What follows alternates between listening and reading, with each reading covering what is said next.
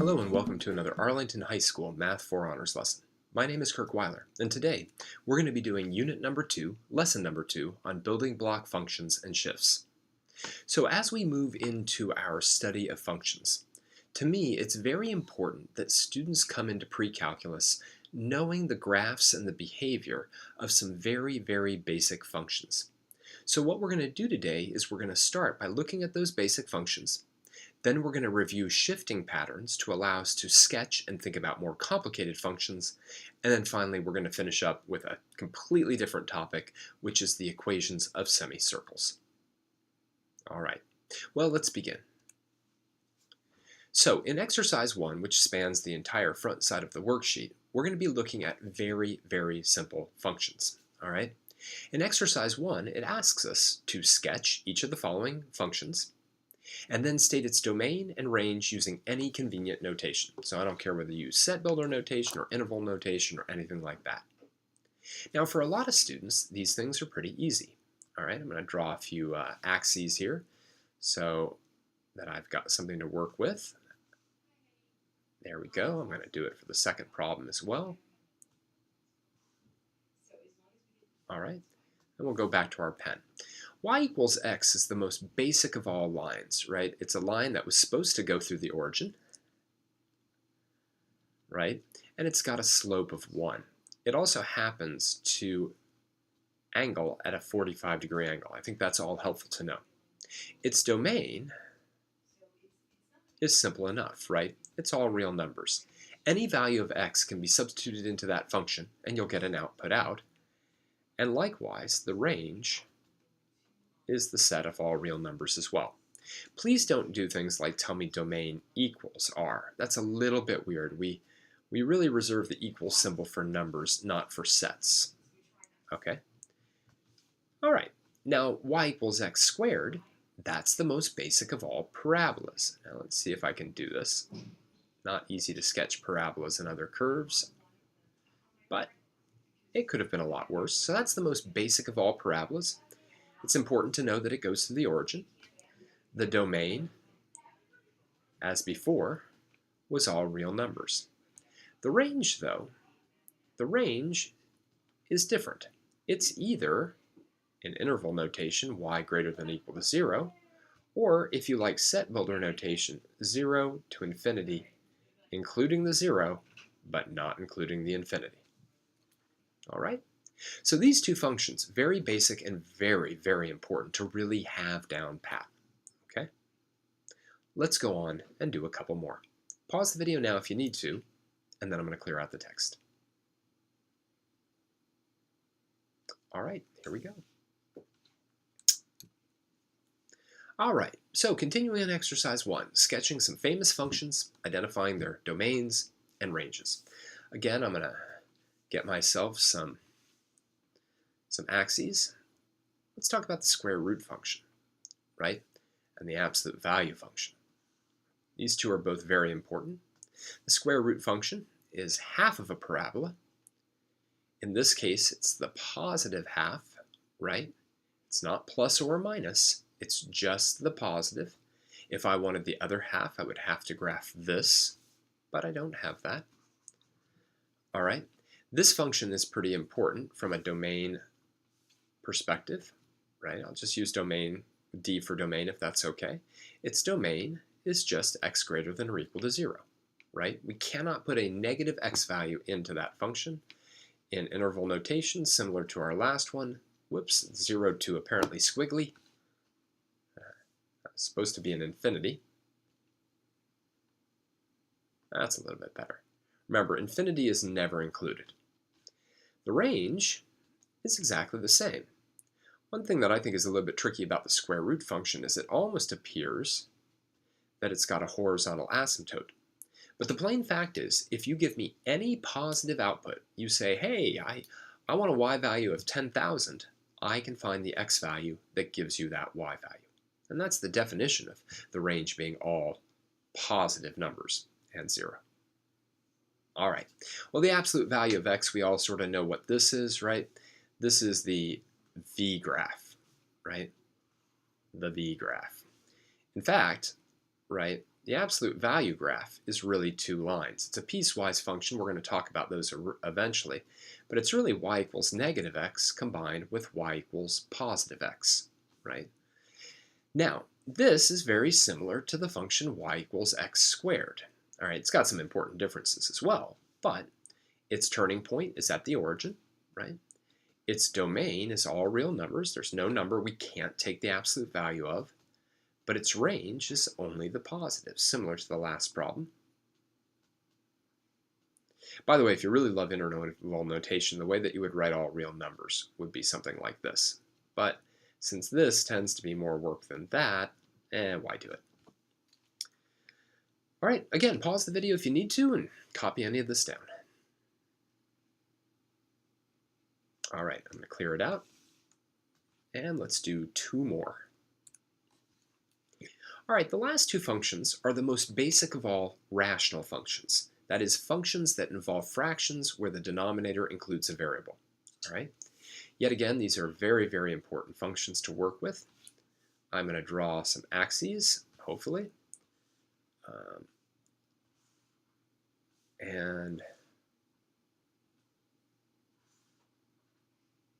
All right.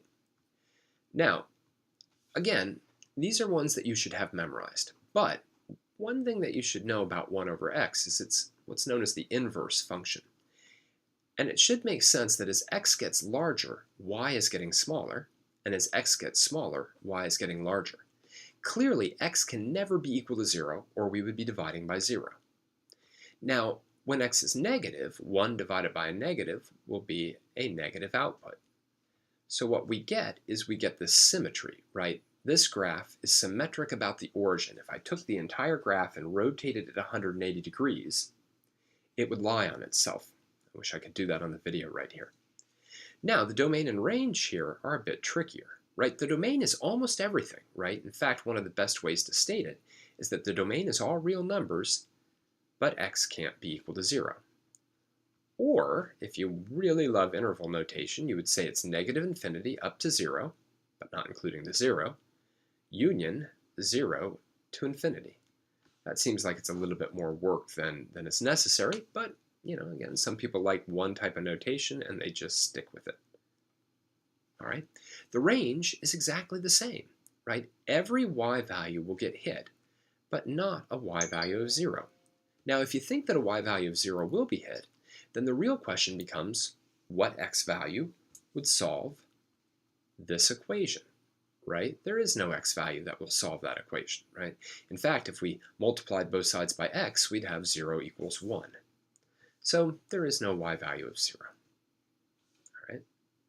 Now, 1 over x squared behaves very similar to 1 over x. And what I mean by that is as x gets larger, 1 over x squared gets smaller.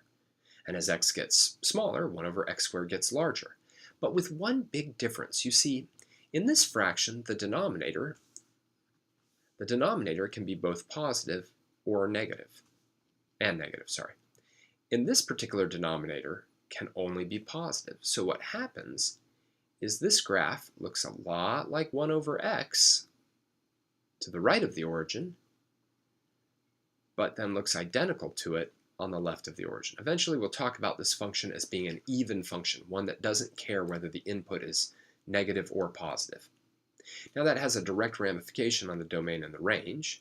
The domain of this is, again, all real numbers, but x can't be equal to 0. And the range is simply y greater than 0, right?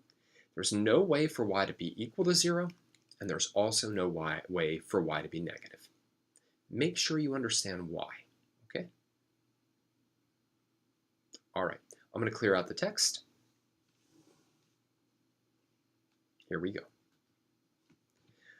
All right, so now that we've got these 6 basic functions, and there's more that eventually we'll pick up along the line, we want to be able to transform them into more complicated functions. And we'll do that with shifting. So let's look at some basic shifting patterns. All right, basic transformations.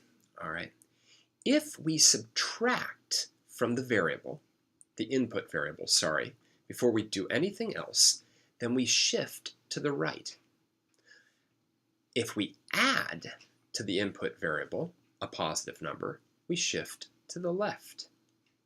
Now, if we add overall to the function, a positive number, we shift upwards. And if we subtract overall from the function, we shift downward. The last thing I want you to know today is that if we negate the entire function, we reflect it across the x-axis because we're negating all of the y values. Well, there's a lot of arrows and a lot of blue there. Let's see how we can use this in exercise 2. It says, given the function f of x equals x minus 2 quantity squared minus 3, identify the building block function, the shifts that have occurred to it, and draw a rough sketch of it and identify its range. So there's a lot there. Now let's talk about the building block function. Sometimes I'll even call this the parent function. All right, I think that's a nice name for it. The function that kind of gives rise to it. So the parent function here is y equals x squared.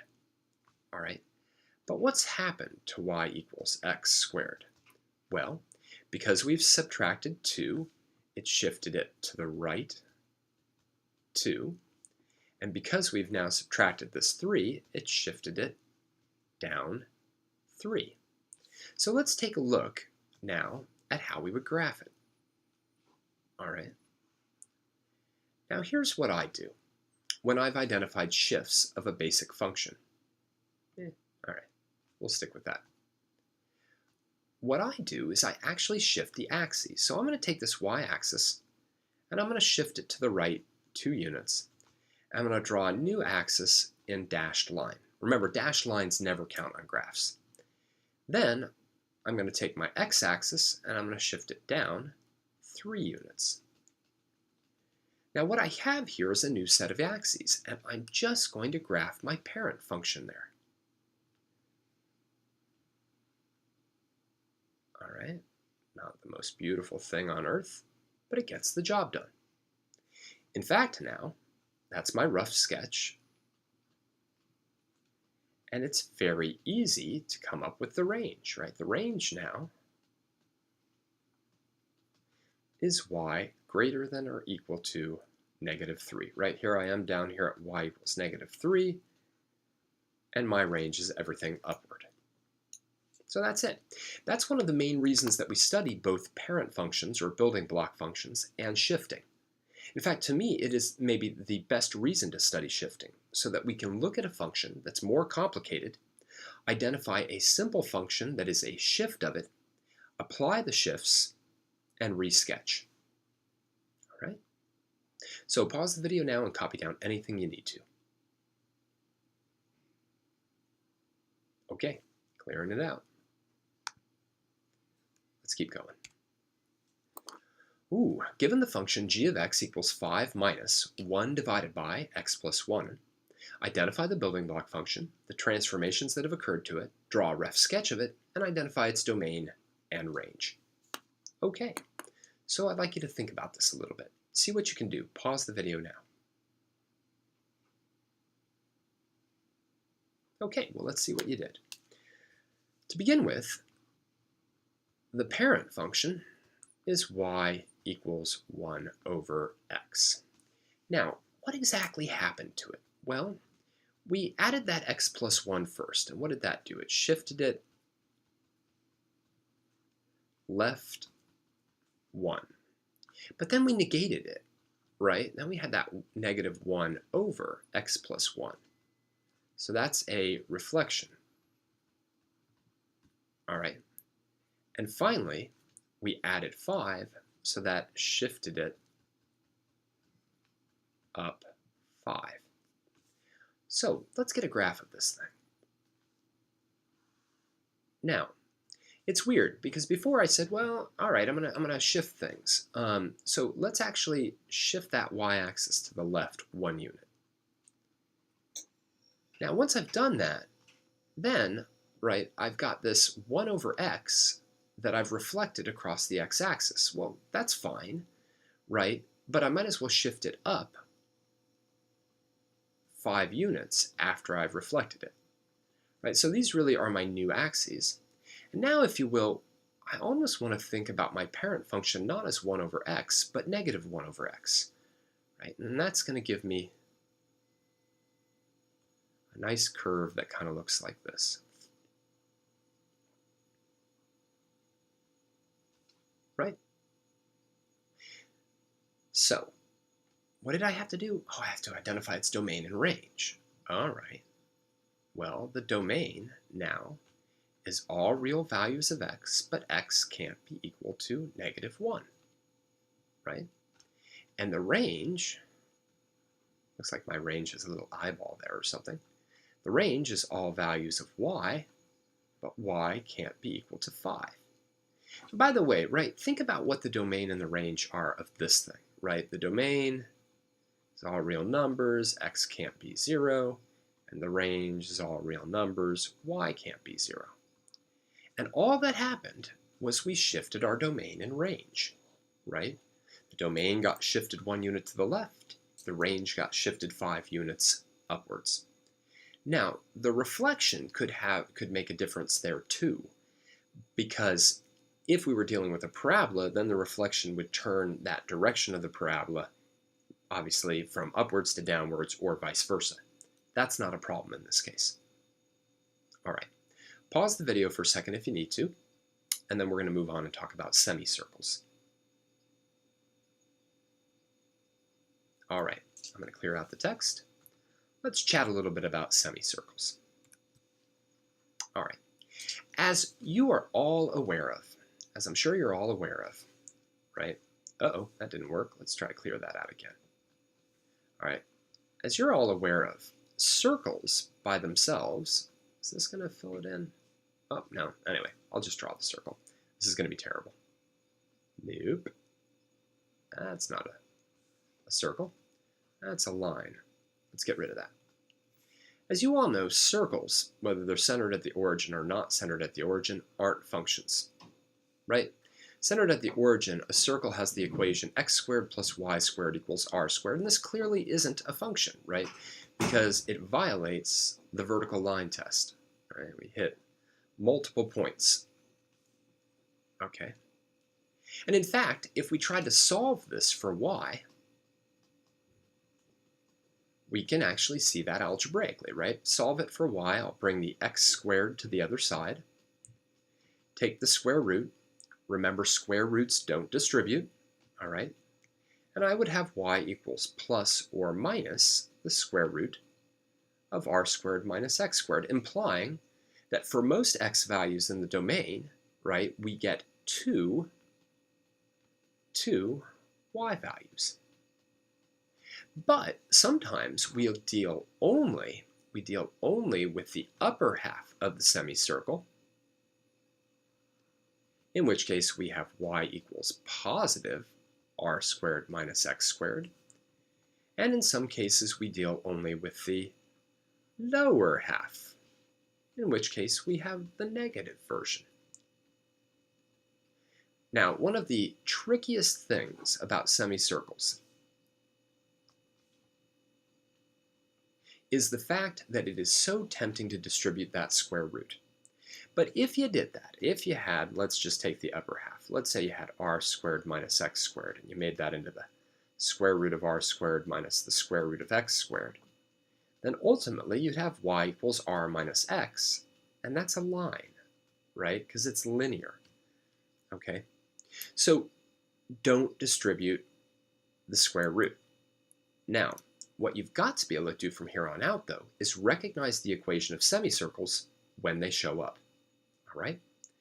So pause the video now, write down anything you need to, and then we'll do the first problem on semicircles. All right, I'm going to clear it out, and let's take a look. All right, exercise 4, sketch the following functions, state their domain and range. Okay, it's easy enough right now, right? Because we know the equation of a semicircle looks like y equals r squared minus x squared, either plus or minus, right? So it's very easy now to look at this and go, ah, right, that's a semicircle with a radius equal to 2, and it's the upper half. And it's the upper half because it's the positive, right? So if I draw really bad axes, and I go 1, 2, 1, 2, 1, 2,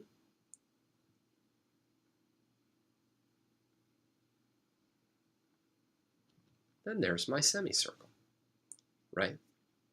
Now, it's kind of cool. The domain and range here are sort of more interesting than they were before.